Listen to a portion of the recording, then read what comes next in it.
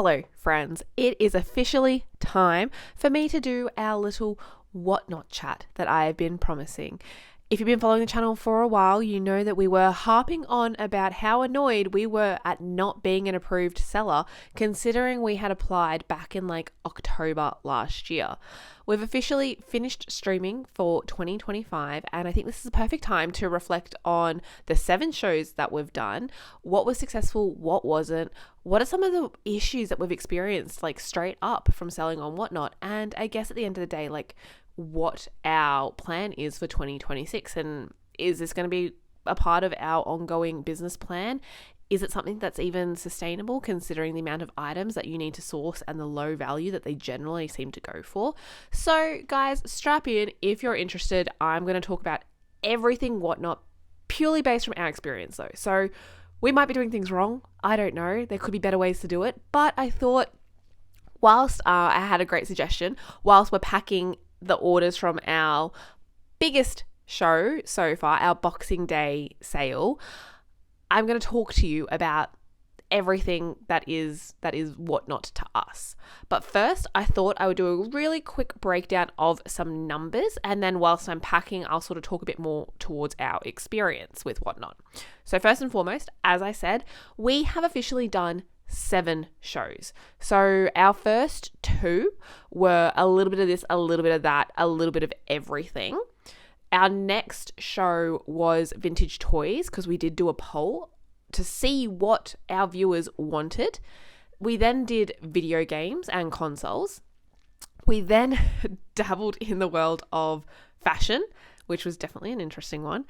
And then we did try sports, and that was jerseys, cards, collectibles, memorabilia, within that realm of anything to do with sport. Because as you may know, in our eBay store, jerseys and stuff do all right for us. Sports caps and American football and basketball brands seem to do all right for us on eBay. So we kind of wanted to see if that translated across to Whatnot as well.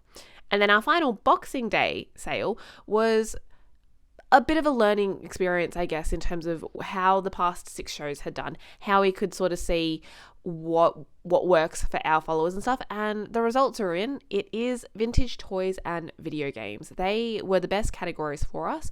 So we primarily focused on that for our 7th and final show for 2025, which meant it actually was our best show to date.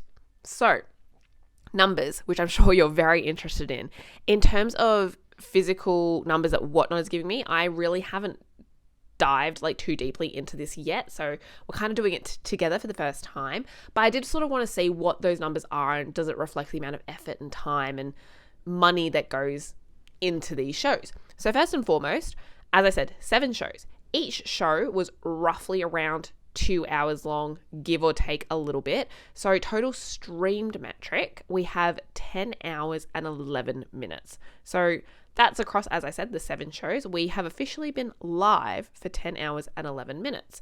That is, let's have a look here, max concurrent viewers. So that is how many people were in our stream at any one time. The absolute max that we've had is 51. I will say on average, and this doesn't give me an average, but just based on when we're in the show and sort of looking at our numbers, our average marks sits around 25 to 30 viewers. And to be honest, that is an amazing result, purely because those 25 to 30 viewers are all engaged. And I would say a fair few of them are you guys from YouTube, which we are just so happy about, and so glad that we're actually able to chat to you in real time and just have your support, not only on YouTube, but the fact that it's transferred across to Whatnot as well. I think that is something that I will talk about when we are doing the packing, about how key it is to have not only just viewers and the numbers, but people who are actually participating and are engaged.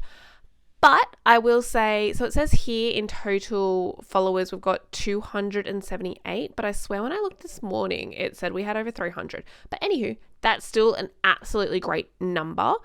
In terms of buyers, it says on average, we've got 12 per day, which I don't understand how that works because we definitely had more than that. But in terms of sales, now this is the juicy number that I'm sure you're all very interested to hear. So first show, was really good. We did about 450 in sales. The second show we did about, let me see if it actually tells me here if I hover over my mouse. Yeah, 450. Then the second show was only 205, which is literally like not even half of the first show. The third show, which was collectible toys, was 324. So it was a little bit better than our second random show, but not as good as our first one. The third show that we did for video games, fourth show, I can't count. Our fourth show, which was video games and consoles, was our best show to date at that point, with $896 dollars worth of sales. Then where we fell off a cliff was the clothing show. It's so little, it's even struggling to like hit it. I don't know if it'll show me properly, but it was literally like $28. Yeah, $28. We were live for about an hour. We sort of called it quits after that because we're like, it's just not working. It's not our category. It wasn't even that we didn't have good brands. It just, I think clothing is hard. Clothing is hard because you need the person who particularly wants that style, that brand in that color and fits that size. So to find that one person out of like the 25 viewers that we had during that stream, it's going to be really hard. Same with shoes, like same with basically everything in clothing, like the clothing world, except for hats, because obviously hats are a bit more universal. So we marked that off as a complete poo-poo, and that is okay. And then our sports show, again, it's not the category that we're going to be focusing on now from what we're based on this. We did $101 in sales. So all of those, as you can see, are a bit, hey, how you going sort of thing. Although I'm looking here, and I feel like it hasn't counted our most recent show. Oh yeah, because it's till December. Guys, I've been lying to you about metrics. Because where are we up to? We're on the 20s. It's not letting me include our biggest and best show to date in these numbers. So I'll have to tell you that separately. But okay, to put it in perspective. So the first 6 shows that we did a total of just over $2,000 in sales. With that in mind, if we look at our most recent show, which I am going to pack with you guys today, in this show alone, we did, let me see if I can find it, shipments. I'm also really still trying to figure out this whole, the seller hub on here. It's not as user-friendly as I would like. But so our last show that we did, we sold 146 lots and it was $1,237. And that was just our last show that we did for Boxing Day.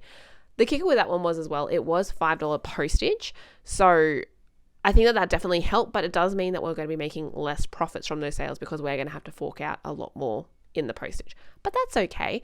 But all in all, guys, I mean, if that number then is only not including that last show, it means as a whole and whatnot across our 7 shows, we've done around 3,200, which for 10 hours of work, 10 hours of streaming, we'll say 10 hours of streaming because it's not that there's not work beforehand, is pretty decent.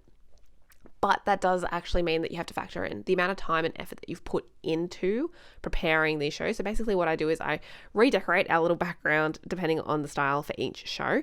And then we also have a section to the side here where we keep all of the items that we're selling, that we are able to sell for that show. So Matt and I will run off screen, go grab something, bring it on, start the auction.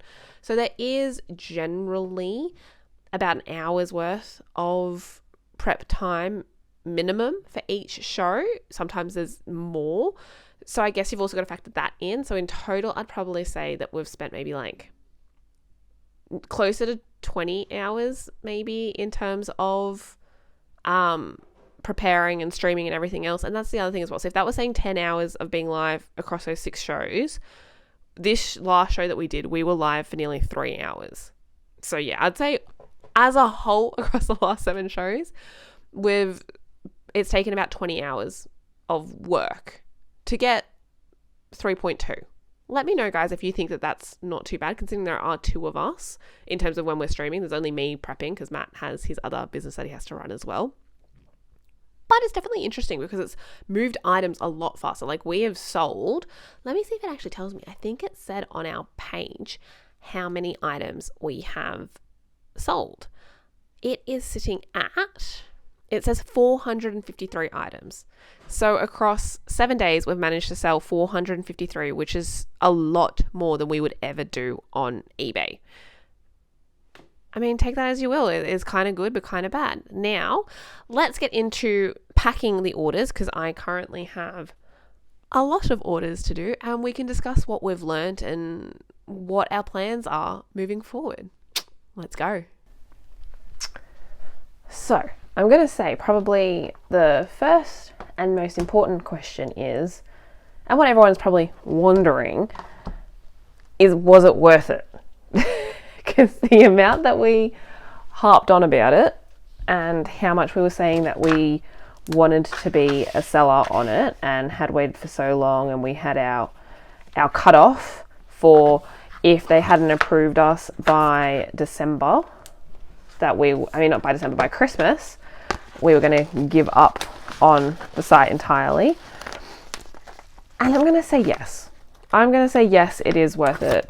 Purely because, we have a lot of stock that we don't necessarily know what to do with. And I think it's finding that balance of going high-end stuff for the prices that it's selling on Whatnot. And so actually deciding then, is it worth it for us to be selling the high-end stuff on Whatnot and just getting a quick flip versus the more money that we'd be able to get on eBay? And I would say probably not, in terms of, does it make sense to do high-end stuff? But at the same time, I think this is a bit more of a I want to say like a building game, where it's like we're right now trying to build people to come to our shows and want to come for exciting stuff.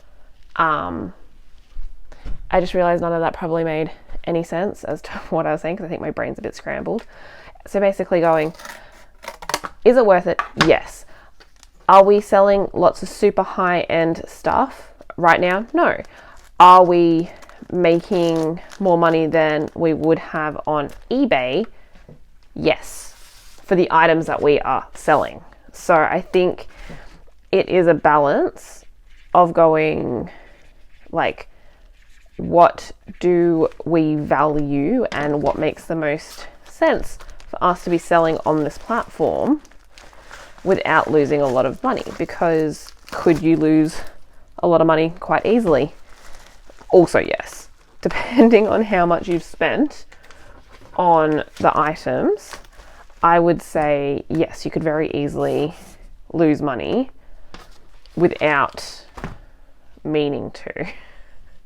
So what we've been doing for our stock at the moment is we have very specifically been using stuff that we would normally pair with like other consoles, like video games. Like, for example, this is a great one, Wii Sport. This is one that we wouldn't sell by itself on our store because it doesn't meet our eBay metric, but would we pair it with a Wii console when we get a console and make that a better bundle? 100%.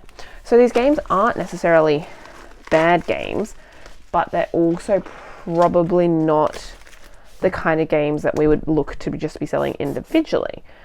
And do we have a lot of those? Yes, we do. We do have a lot of those in stock right now, but the amount of items that we're selling in a show, I can see us running out of that stock quite quickly.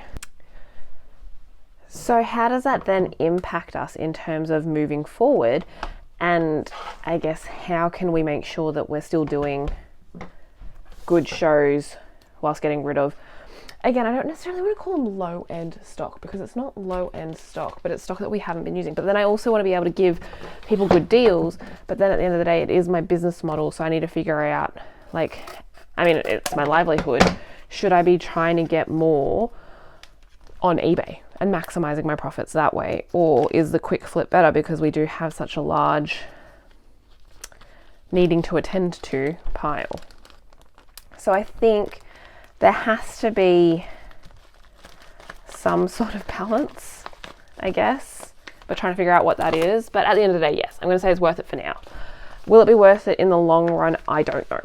Because if we run out of our stock, which will happen at the rate that we are going at, without having to dive into our like eBay listings, like it's not sustainable. And I think that's something that we've always been acutely aware of when going like, oh, we want to be accepted as whatnot sellers. Watching the Americans do it, how they can just go to Goodwill bins and pick up items for literally like 20 items for $2 that are still good end items. We just don't really have that option here. Like for us, the way that we got a lot of our video games was through our big video game buyouts. But in our whole time of reselling, we've only ever had that happen to us twice. And only just now for both of them, like one was end of last year, one was the beginning of this year. For both of them, only now, being the end of 2025, have we made it into the green for those two buys. And to be honest, I don't know if we would have got there faster had we have had Whatnot a year ago, or had we have sold everything on Whatnot, would we have been at a loss? Because again, you do buy these bundles with eBay comps in mind. So that's also something that I guess we've got to decide. How can we, they got two, didn't they? Yes. How can we keep up stock without losing too much money? And we did actually have someone on our stream ask if we were going to run some Dreamcast during the show, and Matt and I had the box ready to go. But I mean, we also have so much other stock that I'd kind of rather work through that than having to delist stuff on eBay as the Whatnot show is going on. But also sort of going, I spent time photographing and listing those items. So is it in our best interests to be taking things off eBay and then selling them on Whatnot for a faster flip? I don't know. Because again, I was sort of, before the show in terms of prep, I was pulling things from our store that had been in our store for too long, or things that were sitting in between that $25 to $30 mark. So if they met any of those metrics, then I was pulling them from our store, but I don't think it's something that we would be able to maintain long term. Oh no, have I picked the wrong size? No, this is gonna fit. I believe. Come on, you're a soft case. Guys, like what I said last time, as soon as I do pick and packs when I'm talking to you, I magically start to make mistakes that I normally wouldn't make. I believe. This is just gonna be a real slow push. Or maybe I'll go bottom case first, and then we'll pop in the top after. See how that goes. What a time to be alive, eh? This is the other thing as well, guys. Packing Whatnot orders is hard, which means I'll get into my shipping in a minute. Okay, we're in, Freddie. Seal that off.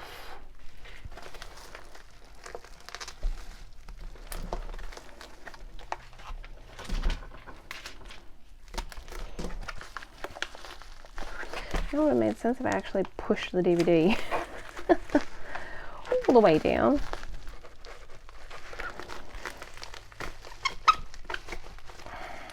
That's all right.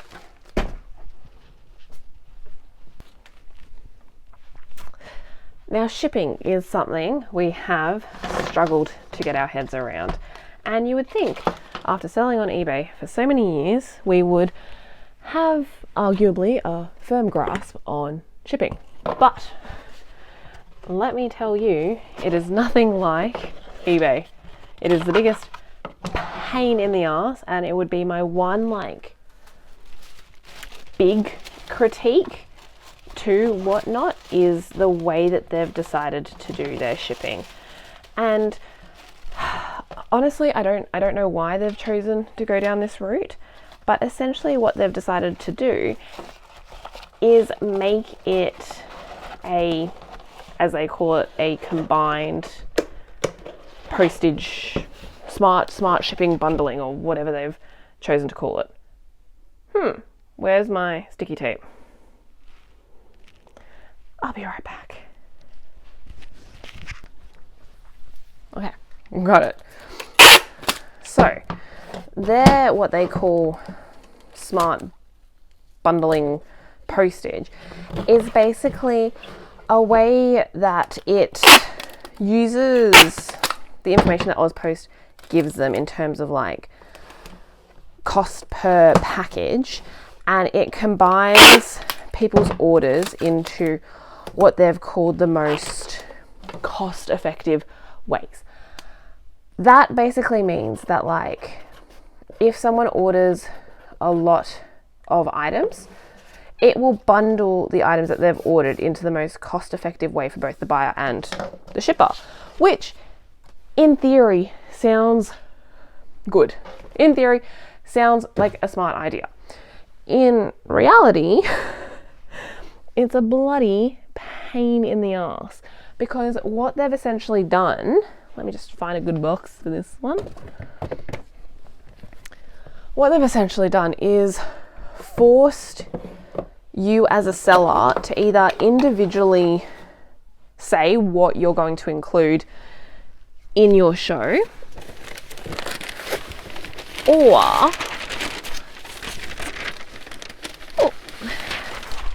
you have to fudge the numbers so that it's so wrong that it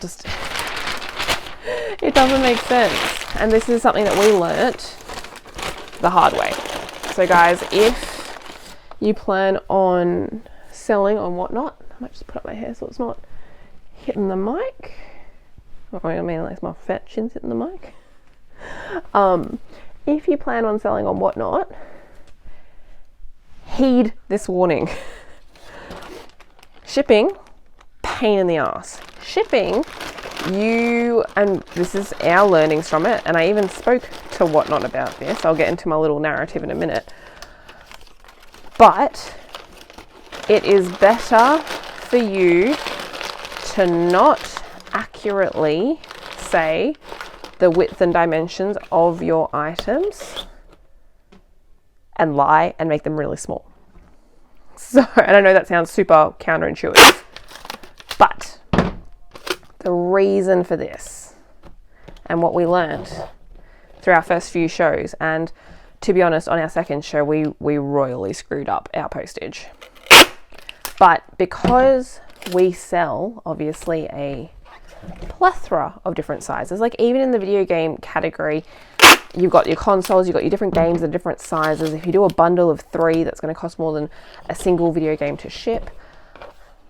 Basically, what we learned was doing the sizes, they have a max, what they say AusPost's max like cubic shipping size is. And for some weird reason, don't ask me why, they've capped it at 5 kilos, whether that is physical or cubic weight, whichever one gets to it first.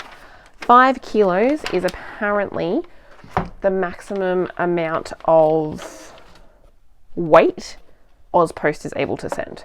And I hear you guys. How can that be the case, considering that we all ship? You've seen some of the items I ship that are definitely larger than 5 kilos. And to be honest, I don't know what the answer is. I don't know what to tell you as to the reason why they've done it this way, but they just have. And the way that we royally got messed up in the second show is because I tried to do the size of like what our generic small item box is, which is normally like this. So I was saying small items were this size box. The problem is if someone buys 3 items this size by the metrics that you've put in, you all of a sudden need a box that's like this big. But to be honest, those 3 items, which I've classified as our standard small, could be 3 of these figures.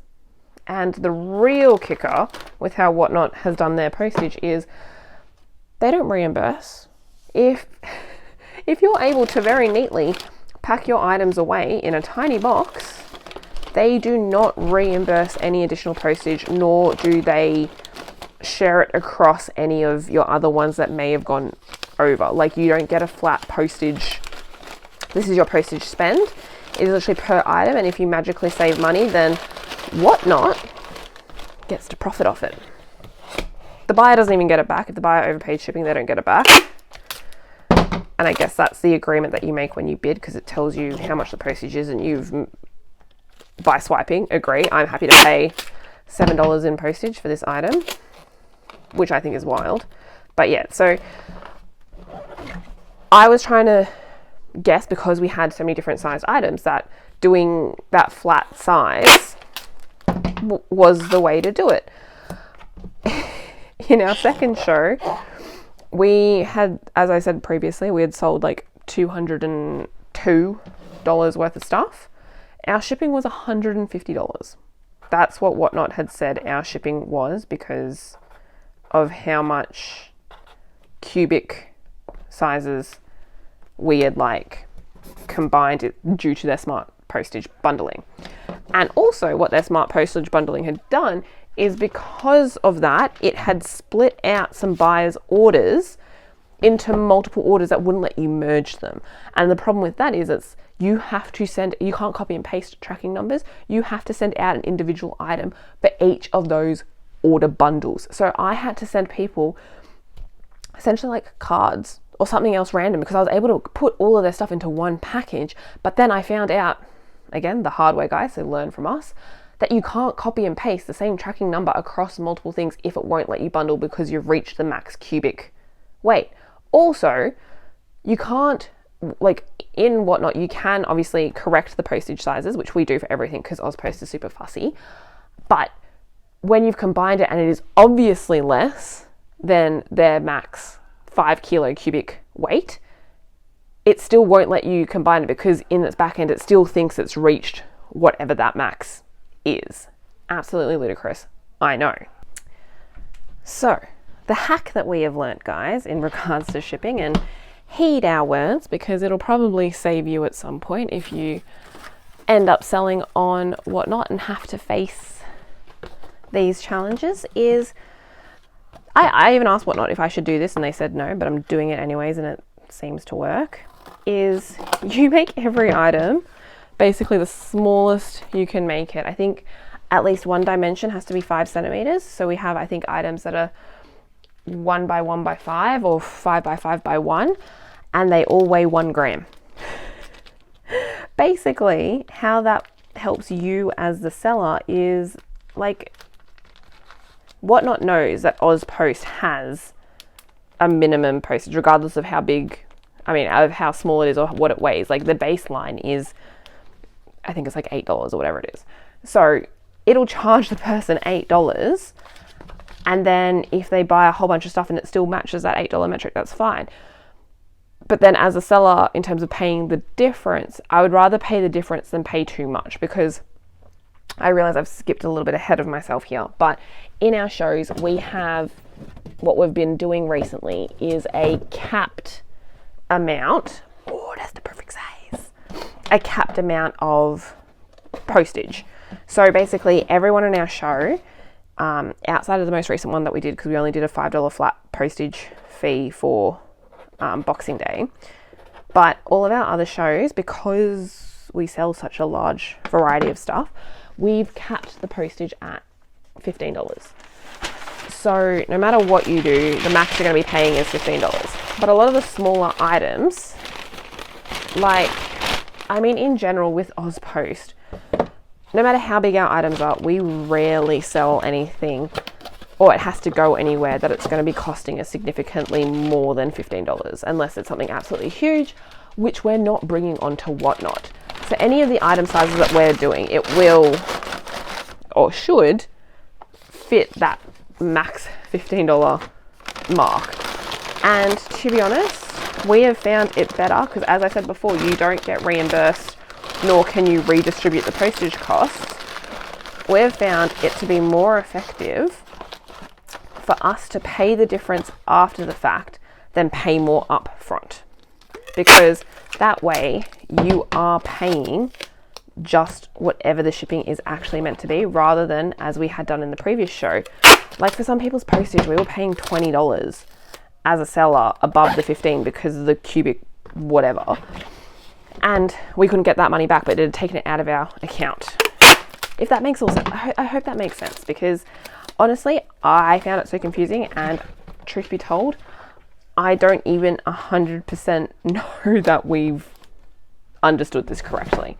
But what I've learned is if we're doing it this way and we just correct the postage afterwards, plus Whatnot does give you 5 free amendments each week, and that resets. So if we're only doing one show a week or one show a month, like, we can use those 5 amendments for this and it'll be fine.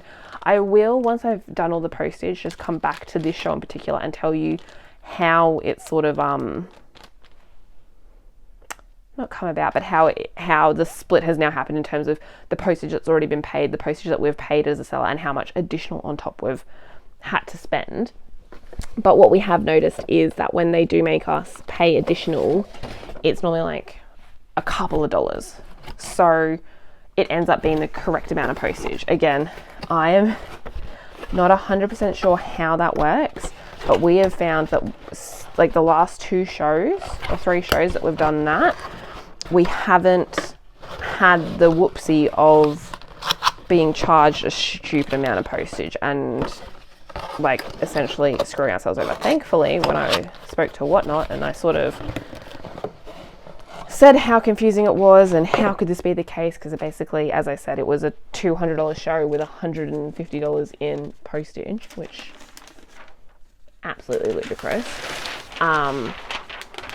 They very kindly were like, as a once-off, we will reimburse you the $150. So for that show, we didn't technically pay any postage, which, thank God, because the show said we were in a negative from that, and we very much would have been after the cost of goods, after the additional postage that we had to pay, after just all of it was, as I said, it was a nightmare, and we were worried. We were like, oh my God, what have we done? Like, this is, the show itself already wasn't an amazing show, and now we've got to worry about paying way too much postage by accident. But I don't know if you can hear me over this crumpling, but live and learn from us, guys, because that was a big mistake, and this is the workaround that we've found that actually works.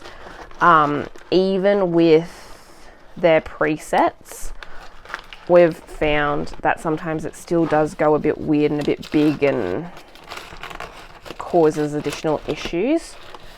And I mean, we'll keep testing and learning and growing with this, and we'll keep you guys all posted based on how it turns out in terms of using this other method and seeing if it messes anything in the future. But as it stands right now, we have found that this is the best way to do the shipping, because the stupid bundling, like, you can't set, like eBay, a flat rate. Like, if we could do $9.90 for these items up to these parameters, like, I wish you could specify what it is, like up to this amount of kilos, and then this is the box size that we use that costs $9.90 to post.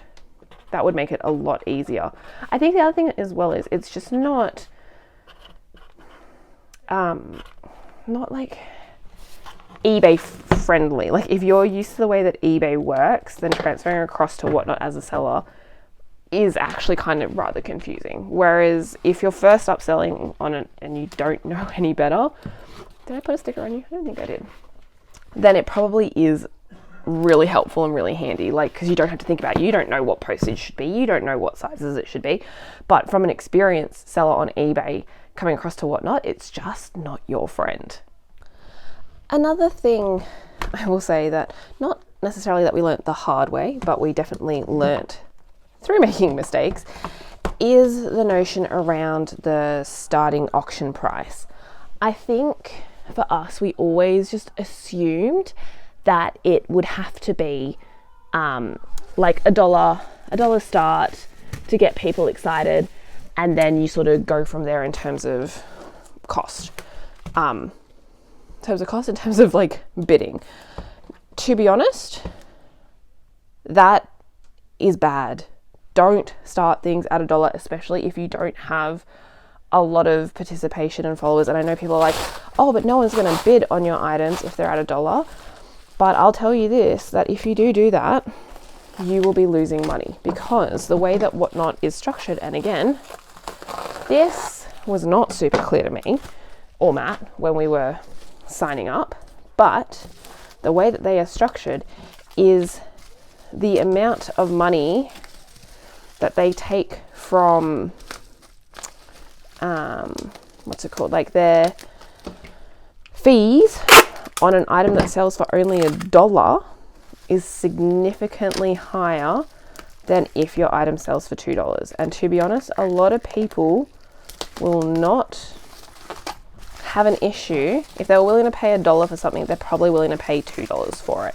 Because when I was looking at the results and the fees and everything else, I had noticed that on everything that sold for $1, you were literally making like 30-40 cents on it. And I was like, that's a big cut from $1, considering we've also probably paid for that item and it's now gone on to sell for such little, like the money that we're making from it is so little.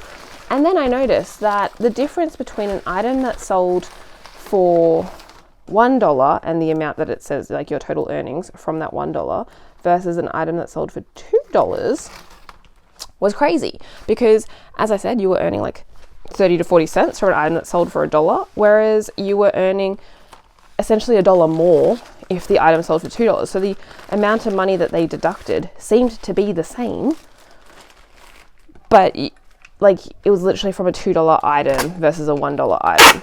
So in our first few shows, when we had the notion of, oh, everything should be starting at $1, we were losing so much more money than when we did our first video game show and we started everything at $2. We magically started making a lot more money on each item. And that's something that I feel like, again, not super clear on Whatnot. It's not, you have to go digging, or you have to realize that you've made a loss on your show to then start digging around as to why all of a sudden you're not making as much money from that $1 sale. Whereas I feel like initially, as I said, it always felt like Whatnot, maybe not even Whatnot, just maybe other people who streamed on Whatnot, encouraged people to be starting their item at $1, otherwise no one would buy it. So calling it out on that, do not start your item at $1, because you are guaranteed to lose money from that. And it's not necessarily clear why they just take the higher cut, they just do. And reflecting on that as well, I am very conscious that for December, particularly in Australia, I don't know if they did this in other countries as well, but they did a no fees December. So again, all of these results, all of these numbers I'm talking about is we didn't have to pay any fees within reason here, so I'll explain what I mean by that, but you didn't have to pay any fees for the categories of the items that sold. So what I mean is very similar to eBay. Whatnot has is the controller going to fit in that? Whatnot has varying fees depending on the category that you sell in. So clothes has like a 3% fee or whatever. Video games, collectibles, cards and stuff, I think have like an 8% selling fee. Like it's the same on eBay. Depending on the category, eBay will take a different cut of that item's sale price. So everything that we have sold right now is without those fees. With that said, every item also comes with an additional, what they call processing fee. So by that I mean every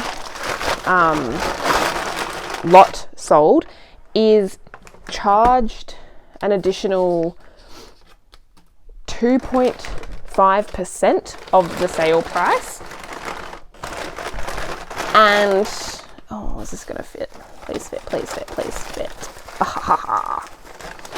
And an additional 30 cents per transaction. So every lot that you sell, you're doing a 30% processing fee plus an additional 2.5% of the total sale price.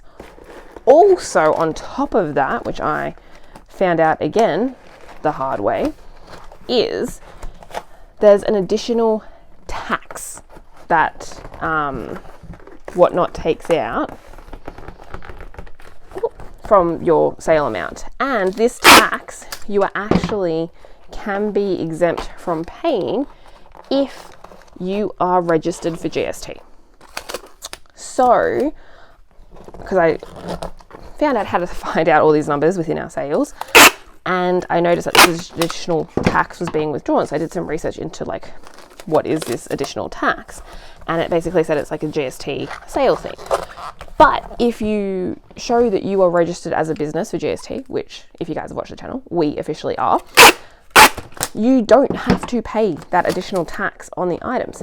But again, to add your GST to Whatnot is ridiculously hard.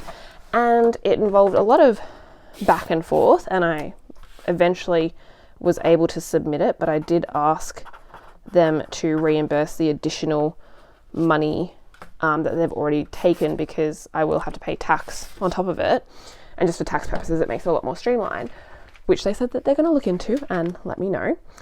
But when I went to their help like FAQ and it showed me where it was meant to be on the American site, which apparently is different layout to the Australian site, it wasn't there. So it took a lot of back and forth, like, oh, do this and do that. And I'm like, I'm not seeing any of those options that you're telling me where they should be. And they're like, oh, we're so sorry. Like, thank you for being patient. We're not sure why, like, the interface isn't showing the correct way for like an Australian site. Like, we're still processing bugs and stuff. And eventually it got to the point that the help support person just ended up linking me to where you're meant to enter your VAT and GST. So I was able to do that once they directly linked me to the webpage, and it was all fine. So I haven't actually checked if we're not paying the additional taxes anymore. I probably should, to make sure that it was all approved. But that in itself was an absolute nightmare. So that's another learning, that if you are a business moving on to Whatnot and have already registered for GST, they do take an additional tax which you can be exempt from. So as soon as you sign up, do that. Let me know if you need help, because I can probably link you the web page, because it took me about 3 days, no, more. It probably took about a week because of the time difference, to get just the link to the right spot. And that's also something that I find very frustrating with Whatnot, is the fact that all of their help support, don't go rolling, is in America. So they are not prompt at replying. They will reply to your email at 2 a.m. when they are online in their time. And it's not super helpful if you're trying to troubleshoot immediately. They don't have a live chat, unless I guess you're one of the big dogs that they actually invited over to Whatnot and you have a personal rep. Because I know a few people who they actually had like a rep in Australia that they can talk to, which is not accessible to everyone else. So that's also something that if you do have an issue or you need some clarification, you have to wait for them to get back to you when they wake up in America. The next thing you will learn if you're a new whatnot seller, is the payouts take a long time to come through. Like, I was surprised at how long it takes to process the funds, especially considering they obviously withdraw it from the buyer at the moment of the sale. But yeah, it does take a little bit longer for payouts. Do I still have my cardboard here? No, for payouts to come through. So that's something you got to be rather patient with, which, I mean, like, it's fine. I think it's very similar to eBay when you first start out. Like, the payouts don't happen instantly. And also you manually have to do it. Unless I'm completely missing something, I could not see a way to set up like an automatic payment like you do with eBay. So on eBay, we get paid out every Tuesday. With Whatnot, I now go in every Tuesday and withdraw the total amount. You can't even just say, oh, I only want X amount of dollars from it. You have to take the full amount. They don't give you an option to pick and choose how much, which is sort of interesting because I would have assumed they would have liked to have kept some funds on hand if there's like a returns that comes through or a problem that comes through. Like, it would be nice that you could actively choose how much you want to withdraw, and so then you have that as a buffer. But I guess that's just probably me being fussy. But yeah, so you have to withdraw all in one go. The payment is actually pretty fast once you're able to withdraw it. So once it gives you the option to say like, yep, process my withdrawal, I would say that the money comes through. Like, I think for me it came through next day, I think was how long it ended up taking the first time or so. So that's pretty fast. I'm not sure how fast eBay is because, as I said, we've got it on an automatic. I just want it to be paid out every Tuesday, so it's like a weekly salary for me. But yeah, once you're actually able to withdraw the funds, you can actually get them pretty quickly. I think that's a plus, a positive towards Whatnot, where there are few. That is definitely one of them for us, is how quickly you can get that money out. But I just limit it to weekly just so that I keep my pay cycle consistent. Oh, there we go. The other hard thing that I've also found in terms of payout is to obviously our consignees and figuring out what lot goes to what, because I don't individually pre-list all of my items. I have them, Stitch, will you squish in here? Does that mean if I do that to Stitch? He'll be fine.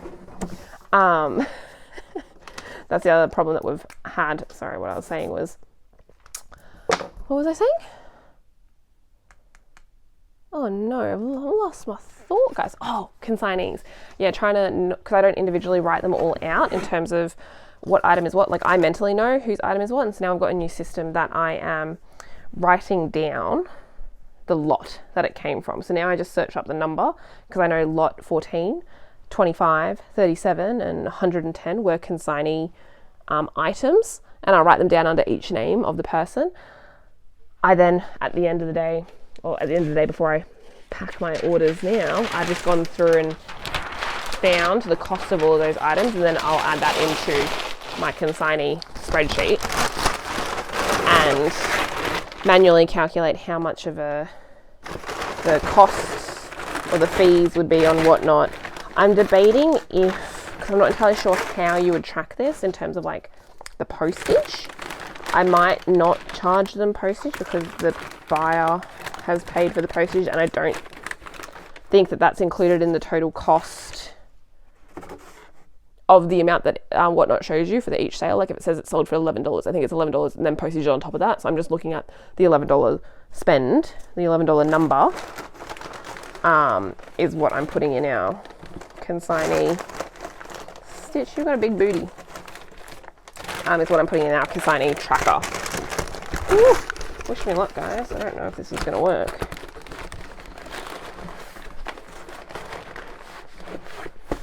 I mean, they call you squishmallows, right? So squish in there, bud. Eek. Stitch, I know you can do this for me. make sure that you're tucked in and that none of you is peeking out.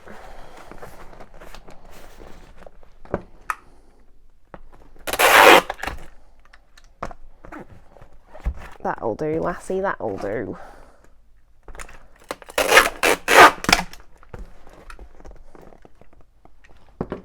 I'm gonna push them down on this in a bit. You don't need to watch this.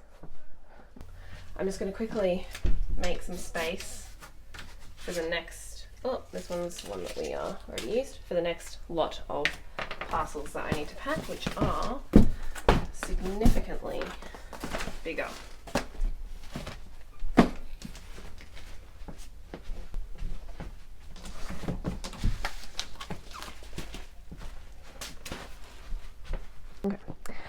I think the other thing that we definitely learnt and noticed, and something that made a huge impact, oh, my mic's a wee bit tangled, was the participation, guys. Like, honestly, your show could have very few people in there but still be relatively successful if you have a large amount of participation.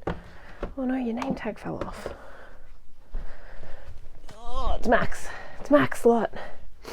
And basically what I mean by that is our clothing show, and I mean, I've kind of already said this, was not that successful. Like, big flop, $28 in sales, big flop. But we still had a few people in the chat. However, I did notice that people were less chatty than usual, and there wasn't the vibe and the energy. Whereas I've noticed, even if like items aren't necessarily selling as much, if there's chat and the vibes are high, then it kind of increases the chance of people buying stuff. I don't know if that makes sense, but I just sort of noticed that, like, on some of the other streams that we've watched of people, and where they've only like not had that many viewers, it's usually because they're the kind of shows that just sit there in silence and hold up like an item, and they're like, okay, this is the next lot running. Okay, this is the next lot running. Like, and it's so, I don't want to say like tedious, but you just want to swipe away. Whereas I feel like, because we're always having a lot of fun and chatting away and high energy, good tunes, good vibes, and mainly because of you guys, because if people weren't talking, we'd have no one to talk to. But I have noticed that does make a big difference in terms of like our sales and how well it goes, because if we didn't have that, then we wouldn't be getting, I think, the sales. Like, I think the energy and the vibe and the chat is really important, and that's something that we've also sort of noticed. So if you've watched this channel for a while, you would have definitely heard me refer back to Hairy Tornado, which they are a couple in America who do full-time reselling and have been doing for quite a while now, and they have, I don't want to say recently transitioned over to Whatnot, but like, they've been doing Whatnot, I think they said, for like 5 or so years in one of their more recent videos, but they've definitely in the last like 2 years or so put a lot more higher focus, I guess is the right word for that, on to Whatnot and like what they're able to sell on Whatnot versus on eBay.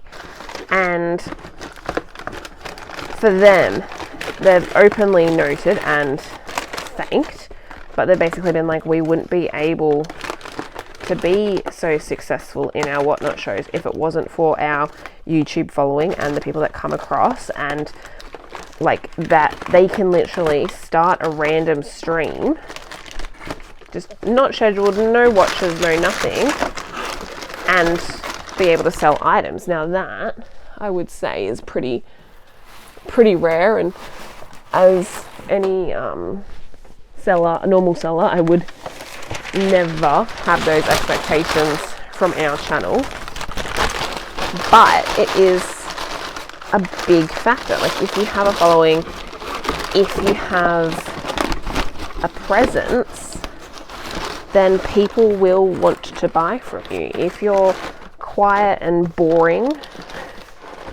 to put it nicely, you just don't get sales. So I think as well, if you do come onto Whatnot, you do need to be a lot more energetic, and if that's outside of your comfort zone, then good, push yourself, but you will need to do that. Otherwise you won't get the chat flowing. They won't be asking you questions that you can then vibe off.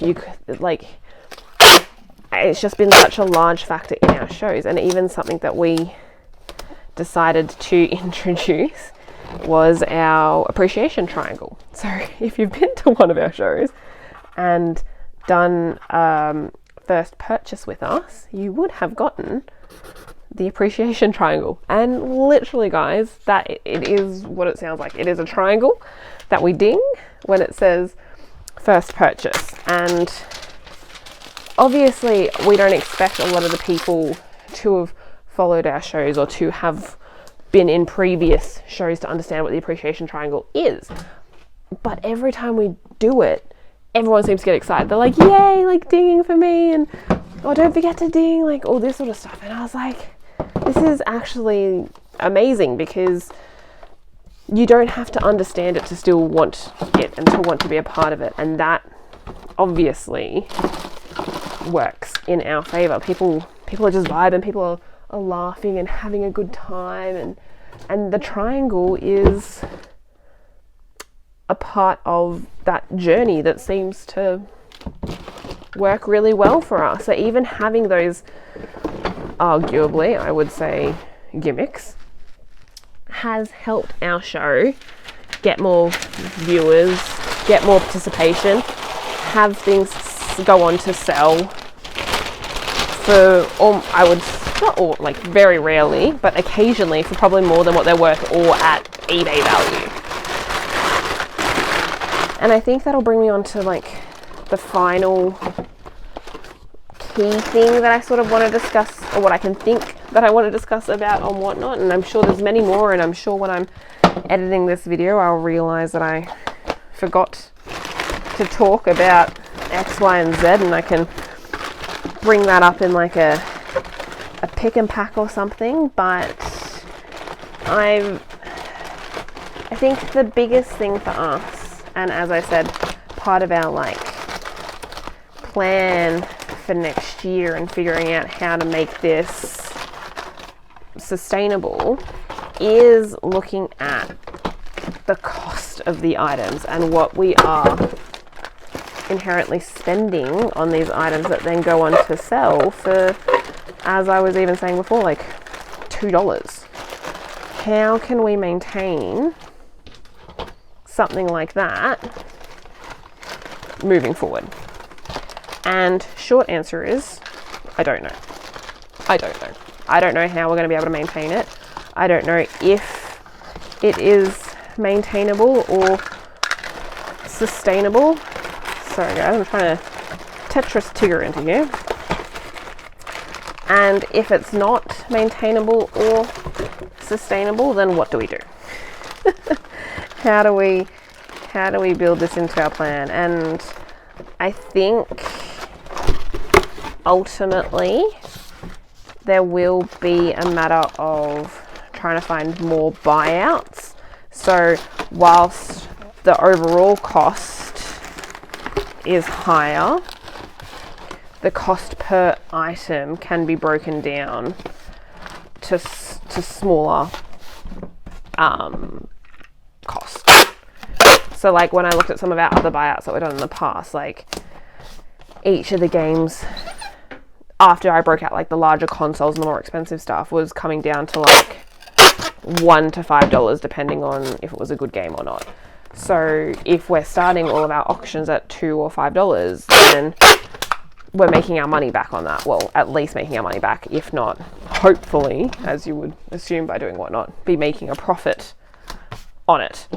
So that is possibly what we'll be looking for moving forward. However, as I am sure you are all acutely aware, vintage toys and video games are already a really highly sought after category, just like on Marketplace and stuff. So how are we going to break through that? Like I was already trying to find those sorts of deals for our eBay store. How am I now going to be able to find that for Whatnot, especially considering people are educating themselves a lot more in terms of the value? And I'm not trying to say that I'm trying to scam people for value, but people are more happy to wait and sit on their items to try and get maximum value than just get rid of a whole collection because they're done and dusted and they're happy with 60% of sold comps. So I think that means in terms of 2026, we are going to have to be strategic with our shows because, as I said before, obviously these like video games and consoles and vintage toys and stuff are the categories that sell well for us and Whatnot, but we obviously don't have an endless supply, so trying to find big buyouts is the way to go moving forward for sure. But I probably don't even need that big of a box, but we're not coming into them as frequently. Stay in there, guy. So our plan is possibly, and hear me out guys, like, because let me know if this is something that even you would be interested in should we go down that path, is having a bigger show but less frequent.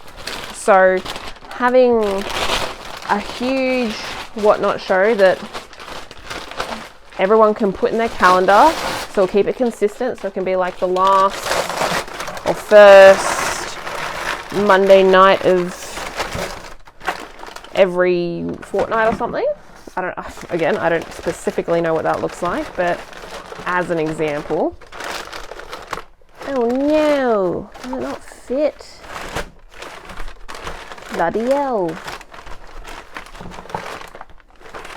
Maybe I do need the bigger box then. But yes, so doing a show fortnightly or even monthly, that is big. Big show, less frequent, but then we're likely to have, maybe this is it, more goodies. Again, there's no,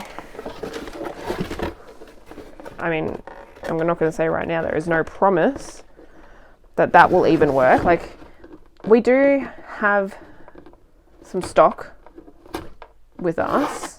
Oh, that was a terrible tear. And this was the other thing as well, like each time we were doing a show, Matt was like, yeah, let's keep going like with all the cartridges and stuff. I'm like, oh, but these are some of our higher selling items, so I kind of don't want to use them all in one show because then we won't have any good stuff left for the next show and then no one will come. And so yeah, trying to balance that out. But maybe that's something that we can work towards and then strategically go, okay, because we only have X, Y, and Z amount of stock, our shows will go for like, I don't know, we'll just say hypothetically an hour or so, and then that's it. You have to wait till next month. So then we also limit ourselves to going, there's almost like an urgency or a time limit to be able to buy these really cool items. So that might even increase the prices of how things go. To be honest, I haven't thought that far ahead, but just being conscious that our stock is not infinite, but we also want to make sure that there is good stock for people to buy, because like, yes, at the end of the day, saying that vintage toys and video games sell well for us, but if we are constantly running video games that are only worth $2, $5, $10, the shows will be less successful because people won't want just super low end stuff. I mean, some people might for their reselling if they've got different metrics to us, which I'm more than happy for them to like jump in. And if you've watched our shows, you would have also seen that I do advertise that these items are great if you get them at the right price for adding to console bundles and making your lots juicier if you are a reseller, because honestly that's where some of this pile has also come from. It's the pile that I put aside that when I get a console out and I go, oh, I've got a PS3, what PS3 games can I pair with it? So I can say I've got a complete console with controller and games, and then someone's more likely to buy that on eBay. So like there is that side to it. But realistically, we are going to need to find a new way, or a more effective way of A, sourcing stock, and B, finding a way that we're not going to run out of stock too quickly for shows. And I think that's also a big concern for me, that I'm like, I don't want our first 3 shows to be really successful because we had all this high-end cool stuff, and then moving forward it's no good and no one's interested. So yeah, help me out guys. If you have a suggestion or a method that you suggest we might try in terms of sourcing, I'm more than happy to hear you out. Or if you yourselves have a collection you want to sell, I'm also all ears. To put it in perspective, as I was saying, we generally spend around 60 to 65% of comps, which obviously to a lot of people that is not enough, and I get it. Like if you are able to get more, I would encourage you, I would always encourage you to get more. I'm just trying to find a good box for this. But at the end of the day, we can't pay too much more because A, we have the profit margins that we need to sort of be hitting. B, we've got to spend the time testing everything. So I'm happy to buy untested lots, but if that's the case, then I am going to buy them at a cheaper cost, because I have to put in the legwork to test everything out, make sure it all works. Or if it's super dirty and I have to spend a lot of time cleaning it, I've also got to factor that in. And oh no, come back. Oh, I got you. And then also, like, now that we have to pay GST on everything, which again I've been harping on a lot about recently, and I promise in the new year I'll stop, but it's just something else that we now have to factor in. Whereas when I'm already straight up front, if I choose to sell your items, losing 10% of whatever it sells for. So if I'm paying 60% of sold comps, realistically I'm not getting 40% back. I'm making maybe like 20% on that, because after all the fees, after the shipping materials, after the time and effort that you have to consider that goes into everything, like, yeah. So I don't know guys, let me know if you have any suggestions or good places to look. I am looking at Marketplace, and I have expanded our search zone outside of like our local area. Like I am happy to travel for good buys, and I am happy to spend thousands on things if the value is there and as long as everyone is happy. Because I also don't want people to think that I'm like scamming them or taking advantage, because honestly that's not me, and I want people to be happy with the money they're getting and feel like it's a fair deal. But I also need to make sure that it works for us. I'm going to quickly finish packing all of these, then I'll touch base back when I start doing some of the postage and sort of show you all of the orders, because doing whatnot parcels already takes forever, and then talking to you guys, I feel like it takes 10 times as long. So we'll touch base once I've finished packaging up all these orders. Yay.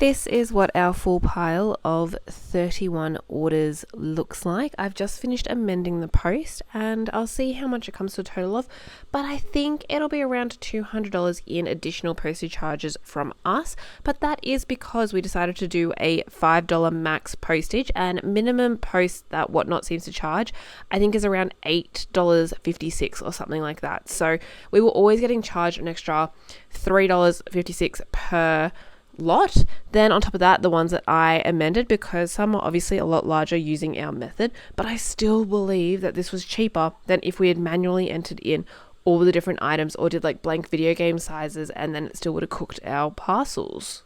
So I hope my random ramblings somehow made sense. I think I'm still trying to process exactly what Whatnot is, how to use it, trying to deal with the overseas help, getting ages for them to reply back. It's just been a whole experience. Am I glad that they finally accepted us? Yes, I am. Am I having fun doing it? Yeah, it is, because it's mixing it up. It's a bit different. Am I scared about stock and making sure that we still have quality things to list and sell on Whatnot? 100%. Do I know what this means for our eBay store? Not entirely, because to be honest, our sales on eBay have taken a severe hit because I have been delisting and then relisting items because we've used them on our Whatnot show and then they hadn't sold. So then I relist them up on our eBay store. And to be honest, I think that that's negatively impacting our store. I know people say that when listings are a bit old and tired, you're supposed to delist and relist and it gives them new life.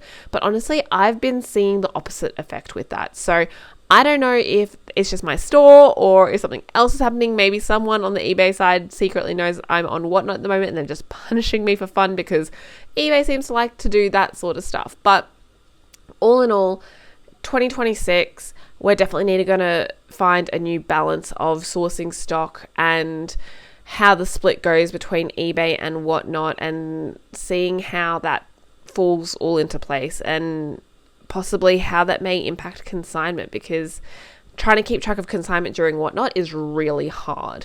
The benefit is there is zero cost, but also I guess the downside is consignees will be expecting more money from their items, and so they probably don't want it to go onto Whatnot and sell for maybe $5 to $10, whereas it could have sold for $20 to $30 on eBay. But then that also doesn't meet our metrics. So again, another section that we're going to have to rework. But let me know if you have any questions about Whatnot, being a first-time buyer or seller, and I'll definitely try and answer them the best I can, but I am clearly by no means an expert.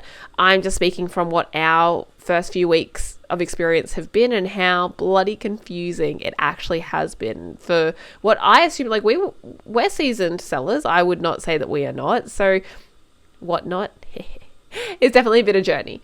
Let me know as well if you guys have any tips and tricks as to how we can source stuff, how we can improve our Whatnot shows if you've attended them. Let me know if there are things that you would like to see or things that we could do differently, or I don't even know what, but I'm always happy to take on your advice, and I'm excited to see what 2026 brings us. But thank you if you made it this far. Make sure you chuck a like. If you haven't already, subscribe. I am on the mission this year that I'm going to get 1,000 subs on this channel. And finally, make sure you drop a comment down below and say hi. And if you do go onto our Whatnot shows, make sure you say you're from YouTube so I know who you guys are, because I really appreciate all the support that you've given both Matt and I this year, and I'm sure it'll just continue on to next year. But I'll catch you guys later. This is going to take a while and I need to print some labels. Bye!